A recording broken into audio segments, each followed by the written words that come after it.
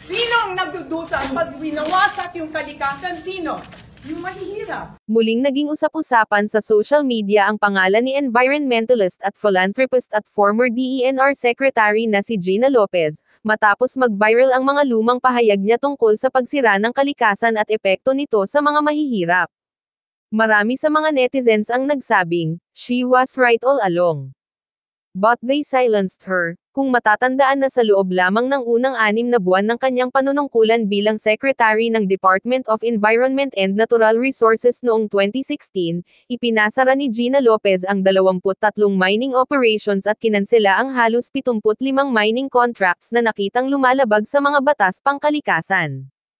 Ang kanyang mga hakbang ay tinawag ng ilan bilang radikal pero makatao.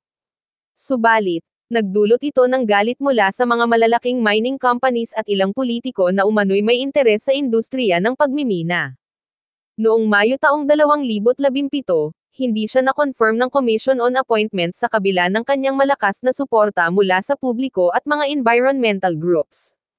Ang dahilan umano ay kawalan ng due process, ngunit marami ang naniniwalang pinatahimik siya dahil tinamaan niya ang interes ng malalaking mining companies at mga makapangyarihang politiko. Sa isang panayam noon, sinabi ni Lopez, "Sino ang nagdurusa kapag winawasak ang kalikasan? Sino? Yung mahihirap, dahil sila ang unang tinatamaan ng baha, landslide, at gutom." Mula noon, nanatiling buhay ang kanyang mga aral sa mga Pilipino, lalo na tuwing may kalamidad. Sa mga pagbaha at pagguho ng lupa na dulot ng kapabayaan at labis na pagmimina, paulit-ulit na bumabalik ang tanong ni Lopez, sino ba talaga ang nagdurusa?